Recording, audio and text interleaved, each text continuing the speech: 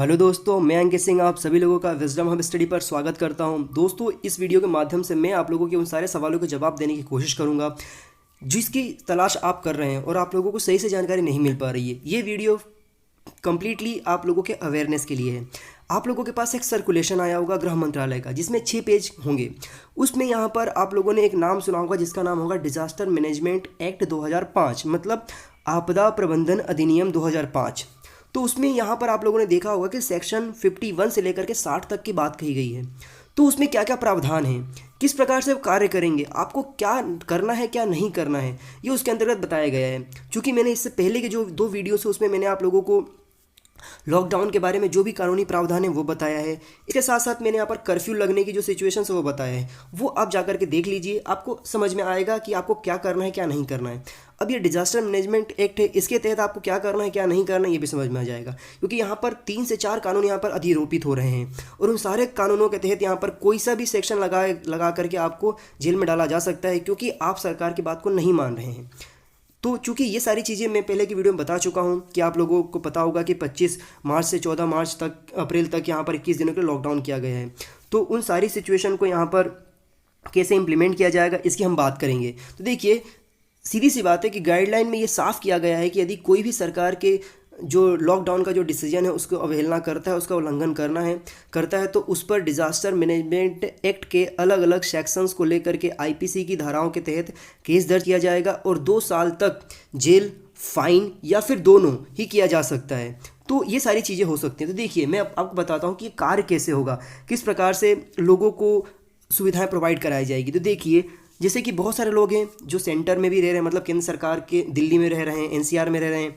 बहुत सारे लोग हैं जो यहाँ पर राज्य में भी रह रहे हैं, कोई मध्य प्रदेश का है, कोई उत्तर प्रदेश का है, कोई तमिलनाडु का है, कोई पंजाब का है, कोई महाराष्ट्र का है, अन्य राज्यों से हैं। क्योंकि हमारा देश में 28 राज्य हैं, 9 यूनियन टेरिटरी हैं। तो इन सारी जगहों पर अलग अलग जगह लोग रह रहे हैं और यहाँ पर अलग अलग संस्थाएं बॉडी कार्य कर रही है। तो देखिए, ये जो ब्लॉक डायग्राम है इसे आप देखेंगे तो आपको समझ में आ जाएगा। यहाँ पर देखिए, प्रारंभ में यहाँ पर केंद्र सरकार है, मतलब अमित शाह यहाँ पर बैठे हुए हैं क्योंकि ये गृह मंत्रालय के अंतर्गत आता है, जो इंटरनल जो भी प्रॉब्लम्स होता है। फिर उसके नीचे यहाँ पर राज्य सरकारें आ जाती हैं। राज्य सरकारों में कौन आ जाएगा, वहाँ का चीफ मिनिस्टर और वहाँ का गृह मंत्री आ जाएगा। फिर राज्य के नीचे आ जाएंगे यहाँ पर जिला प्रशासन में कौन आ जाएगा, वहाँ का कलेक्टर आ जाएगा। फिर जो कलेक्टर के नीचे कौन आ जाएंगे, तो जितने भी यहाँ पर पंचायत है ग्रामीण क्षेत्र में, जहाँ पर रूरल्स में आप देखेंगे तो पंचायत आ जाएंगे और शहरी क्षेत्र में, अर्बन क्षेत्र में यहाँ पर नगर पालिकाएं आ जाएंगी। ये सीक्वेंस याद रखिए, इस प्रकार से ये कार्य करते हैं। फिर इसके बाद इनके पैरेलल कुछ संस्थाएं कार्य करती हैं जो कि यहाँ पर एडमिनिस्ट्रेटर के रूप में, मतलब जो एडमिनिस्ट्रेटर्स होते हैं, आईएएस ऑफिसर्स होते हैं, आईपीएस ऑफिसर होते हैं, एक्सपर्ट्स होते हैं, वो लोग काम करते हैं। ये तो हो जाती है पूरी की पूरी व्यवस्था, जो है एक स्ट्रक्चर बन जाता है। तो इनके साइड में कौन कौन कार्य करते देखिए, संघ सरकार, मतलब यहाँ पर केंद्र सरकार के अंतर्गत गृह मंत्रालय आ जाता है। गृह मंत्रालय के अंतर्गत यहाँ पर 2 संस्थाएं आ जाती है। उसके नीचे कौन आ जाती है, एक NIDF आ जाता, DM आ जाता है, मतलब national institute of disaster management आ जाता है, और एक NDRF आ जाता है, नेशनल डिजास्टर रिलीफ फोर्सेस आ जाती हैं। फिर इसके साथ साथ आप देखेंगे इसके बगल में पैरेलल में क्या चलती है, यहाँ पर राष्ट्रीय आपदा प्रबंधन प्राधिकरण आ जाता है। फिर उसके नीचे आ जाता है ये तो राष्ट्रीय स्तर पर आ जाता है। फिर उसके नीचे आ जाता है यहाँ पर राज्य आपदा प्रबंधन प्राधिकरण। जब कोई राष्ट्र में अगर समस्या आ जाती है तो पूरे नेशन वाइड तो ये कार्य करता है, और जब किसी राज्य में होता है पर्टिकुलर तो ये कार्य करता है यहाँ पर। और फिर जिला स्तर पर अगर कोई समस्या आ जाती है तो जिला स्तर पर जिला आपदा प्रबंधन कार्य करता है। तो ये कार्य करते हैं। फिर इसके साथ साथ यहाँ पर देखेंगे तो यहाँ पर NIC सभी संगत मंत्रालयों के सचिव आ जाते हैं यहाँ पर। और फिर उसी के साथ साथ आप देखेंगे तो राज्य में क्या होगा, वहाँ पर राज्य के जो सचिव हैं वो आ जाते हैं और ये सभी मिलकर के कोऑर्डिनेट करके कार्य करते हैं। कैसे करेंगे, अगर कोई जिले में कोई छोटी मोटी घटना हुई है तो वो इन्फॉर्मेशन किसको पहुंचाएगा, वो जिला को पहुंचाएगा, राज्य को पहुंचाएगा जिले वाला। अगर जिले वाले को नहीं समझ में आ रहा है कुछ भी कि कैसे करें, हम किस प्रकार कार्य करें, हमारे पास फंड की कमी है या फिर हमारे पास रिसोर्सेज की कमी है, तो वो क्या करेगा, वो अब मदद मांगेगा केंद्र से। फिर केंद्र यहाँ पर आकर के मदद करती है, जैसा कि ये सारा का सारा भी हो रहा है। आप लोगों ने देखा होगा कि बहुत सारे जो प्रावधान है, कानूनी प्रावधान है, उसके तहत यहाँ पर पैसे पहुँचाए जा रहे हैं, संसाधन प्रोवाइड कराया जा रही है। चीफ मिनिस्टर्स आप देख रहे होंगे तो चीफ मिनिस्टर राज्य से मदद सेंटर से मदद मांग रहे हैं, और सेंट्रल गवर्नमेंट के जो सचिव हैं यहाँ पर, क्योंकि आज के समय आप देखेंगे तो जितने भी प्रेस कॉन्फ्रेंस होते हैं मंत्री तो दे ही रहे हैं, साथ में यहाँ पर मंत्रालयों के सचिव आकर के इन्फॉर्मेशन साझा कर रहे हैं, जानकारी दे रहे हैं प्रेस इन्फॉर्मेशन ब्यूरो पर आकर के। तो ये सारी कार्य इस प्रकार होती हैं। फिर देखिए यहाँ पर मैं आपको बताता हूँ कि डिजास्टर मैनेजमेंट एक्ट जो है, देखिए दोस्तों डिजास्टर मैनेजमेंट एक्ट जो है ना, ये बना था 2005 में, 2005 से इसे लागू किया गया था। इसमें कुल मिलाकर के 11 चैप्टर हैं, मतलब 11 इसमें लेसन कह सकते हैं आप। फिर इसके साथ साथ इसमें 79 सेक्शंस है टोटल। तो यहाँ पर जो बात कही गई है ना, वो बात की गई है 51 से लेकर के 60 तक की। तो 51 से लेकर के 60 तक की जो भी सेक्शंस है, वो यहाँ पर कोरोना वायरस का जो भी प्रॉब्लम क्रिएट हुआ है, जो भी यहाँ पर पैंडमिक सिचुएशन आया है पूरे वर्ल्ड वाइड को लेकर के, तो इसको कैसे कर्ब करने के लिए इसको यहाँ पर यूज़ किया जाएगा। तो इसमें ये बताया गया कि आप अगर सरकार की बातों को नहीं मानते हैं तो आपको क्या सज़ा दिया जाएगा। चाहे आपकी बात नहीं की जा रही, यहाँ पे वो भी प्रशासक भी आएंगे, पुलिस प्रशासक भी आएंगे, यहाँ पर ब्यूरोक्रेट्स भी आएंगे, यदि वह किसी प्रकार की कोई अवहेलना करते हैं तो वो सारी चीज़ें यहाँ पर बात कही गई है। तो देखिए सेक्शन 1 क्या कहता है यहाँ पर, सरकारी काम में बाधा डालना। मतलब डिजास्टर मैनेजमेंट एक्ट के सेक्शन 51 के तहत जो कोई भी आपदा से निपटने के लिए सरकारी आदेश को मानने से इनकार करेगा या सरकारी अधिकारियों या कर्मचारियों के काम में बाधा पैदा करेगा, तो उस पर डिजास्टर मैनेजमेंट एक्ट के सेक्शन 51 के तहत क्या होगा, मुकदमा चलाया जाएगा और उसको 1 साल के लिए जेल भेजा जाएगा, जुर्माना हो सकता है, फाइन हो सकता है, या फिर दोनों हो सकता है। ये बात कही गई है 51 सेक्शन में। लेकिन यहाँ पे एक बात याद रखना होगा, अगर किसी व्यक्ति से ऐसा करता है जिससे किसी दूसरे व्यक्ति की जान को खतरा हो जाता है, तो वहाँ पर ये जो सज़ा है 2 सालों की हो जाती है दोस्तों, याद रखना होगा। और ये जो बीमारी है, ये बीमारी ऐसी है कि यहाँ पर एक इंसान को दूसरे इंसानों से खतरा है, क्योंकि ये ह्यूमन टू ह्यूमन स्प्रेड हो रहा है ये वायरस, इसलिए यहाँ पर 2 साल के सज़ा हो जाएंगे। इसलिए आपको बात ध्यान रखना है, सरकार जो भी आपसे कह रही है उसको आप सुनिए। दूसरी बात क्या है यहाँ पर, दूसरा जो सेक्शन आता है वो आता है 52। तो disaster management act section act 2005 का जो सेक्शन 52 है वो क्या कहता है, गलत दावा करना। गलत दावा कैसे करना, तो देखिए डिजास्टर मैनेजमेंट एक्ट का सेक्शन 52 के तहत अगर कोई व्यक्ति आदमी गलत दावा करके सरकार के किसी भी तरह का आपदा लाभ राहत मदद वगैरह लेने की कोशिश करता है, झूठ मूठ की बोल करके कि मैं तो फंस गया हूँ ऐसा वैसा करके, क्योंकि यहाँ पर सामान की प्रॉब्लम सॉर्टेज आ सकती है, तो सबको ऐसे बांटना है ताकि किसी को समस्या ना आए। वो झूठा बोल करके अपने पास ज़्यादा सामान लेना चाहता है, तो उसके ऊपर भी कार्यवाही की जाएगी। वो कार्यवाही क्या होगा, तो डिजास्टर मैनेजमेंट एक्ट के सेक्शन 52 के तहत वहाँ पर केस दर्ज किया जाएगा और उसको भी यहाँ पर 2 साल का जेल हो सकता है, फाइन हो सकता है, या दोनों हो सकता है। फिर इसके साथ साथ डिजास्टर मैनेजमेंट एक्ट के सेक्शन 53 क्या कहता है, पैसा या सामान का गबन करना, मतलब करप्शन करना। कैसे करप्शन करना, भ्रष्टाचार करना। तो डिजास्टर मैनेजमेंट एक्ट के सेक्शन 53 के तहत उन लोगों पर कार्रवाई हो सकती है जो कि आपदा के समय लोगों की सहायता के लिए मुहैया कराए गए पैसों का गबन करते हैं या फिर सामान की हेराफेरी करते हैं।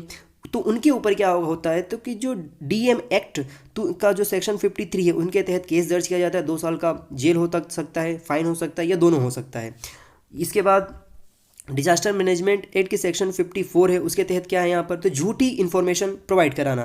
तो झूठी इन्फॉर्मेशन कैसी, तो देखिए झूठी इन्फॉर्मेशन ऐसी कि डिजास्टर मैनेजमेंट एक्ट के सेक्शन 54 के तहत झूठी जानकारी देना, सोशल मीडिया हुआ, प्रिंट मीडिया हो गया, या अन्य प्रकार के कोई भी यहाँ पर टेक्स्ट मीडिया हो गया या वीडियो हो गया, इस प्रकार से यदि कोई झूठी इन्फॉर्मेशन देता है, फेक न्यूज़ फैलाता है, बेबुनियादी बातें करता है, तो उसके ऊपर जनता को पैनिक करने के आरोप में डिजास्टर मैनेजमेंट एक्ट के सेक्शन 54 के तहत केस दर्ज किया जाता है और 1 साल की जेल का प्रावधान किया जाता है और जुर्माना हो सकता है, दोनों ही।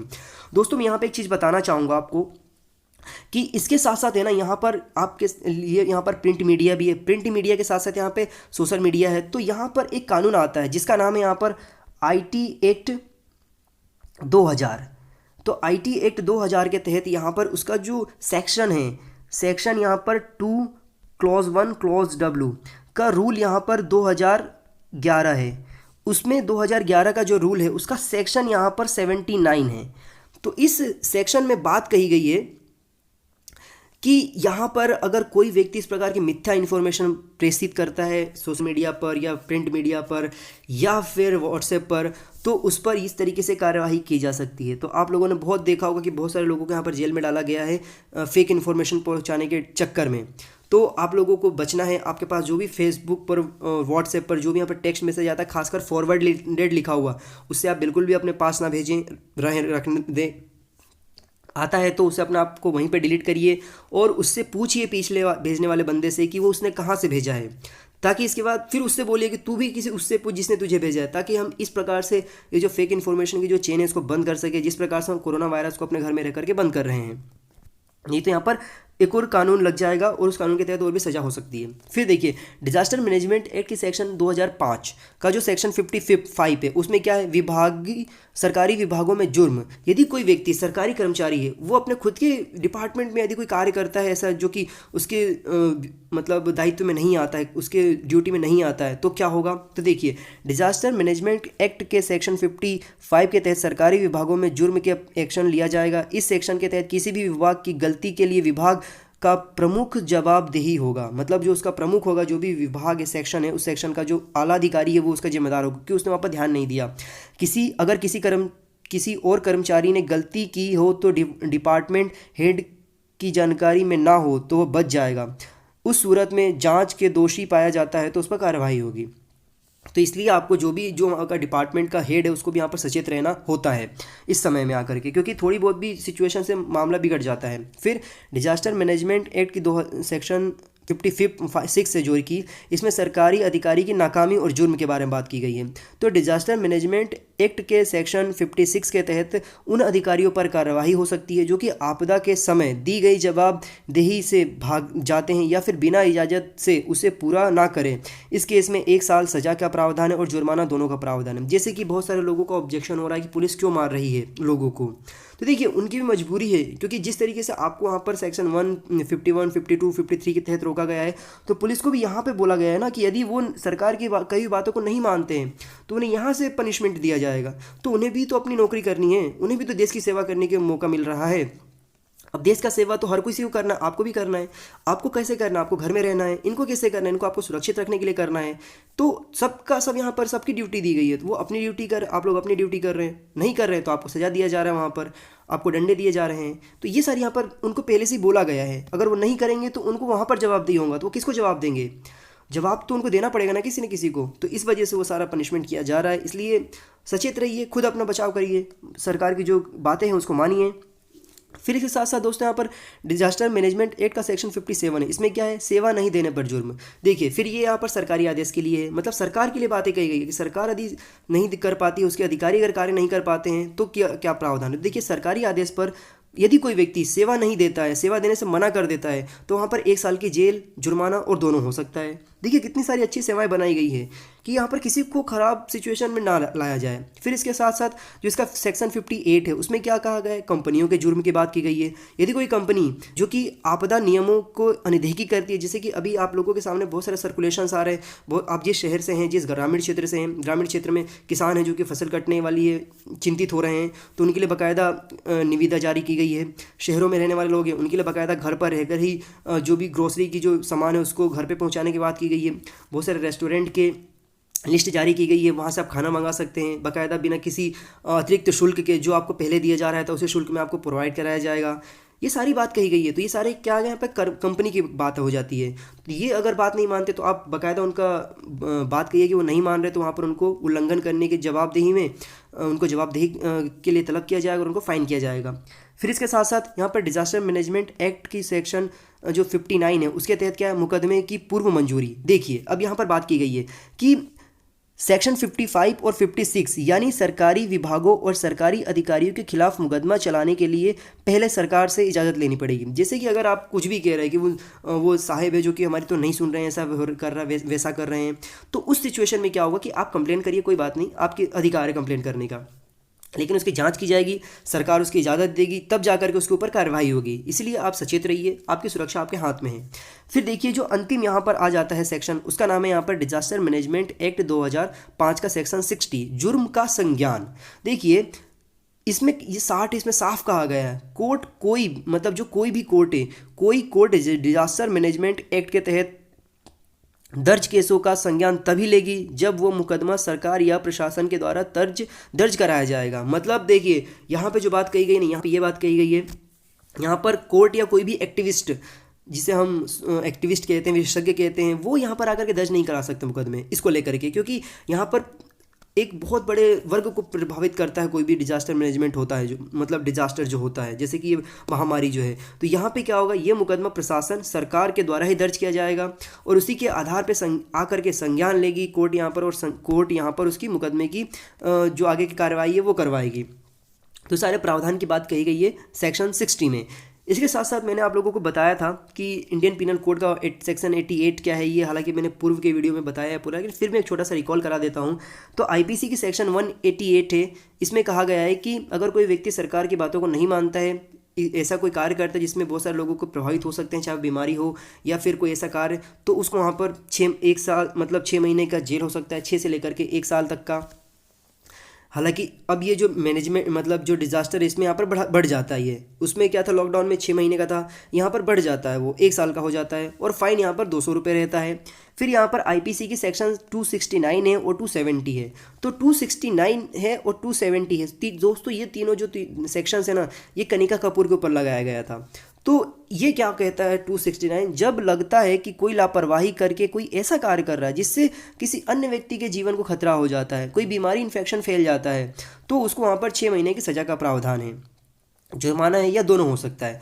फिर आईपीसी की जो सेक्शन है यहाँ पर 270 है। तो आईपीसी के सेक्शन 270 में क्या होता है कि यदि कोई व्यक्ति को यह लगता है कि ऐसा घातक काम करने से जिससे जीवन को खतरे में डाल सकता है, इन्फेक्शन फैला सकता है, उसको भी यहाँ पर 2 साल की सज़ा का प्रावधान है और जुर्माना का प्रावधान है। और दोस्तों ये जो आईपीसी की सेक्शन है ना, ये होता है यहाँ पर इंडियन पिनल कोड 1860।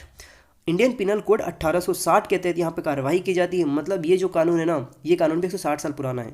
देखिए आप, ये कानून भी 160 साल पुराना है, इससे हमारा पूरा व्यवस्था चल रहा है। तो इसलिए आप चिंतित ना होइए, अपना बस बेफिक्र होकर के कार्य करते जाइए और घर में रहिए और सुकून से रहिए।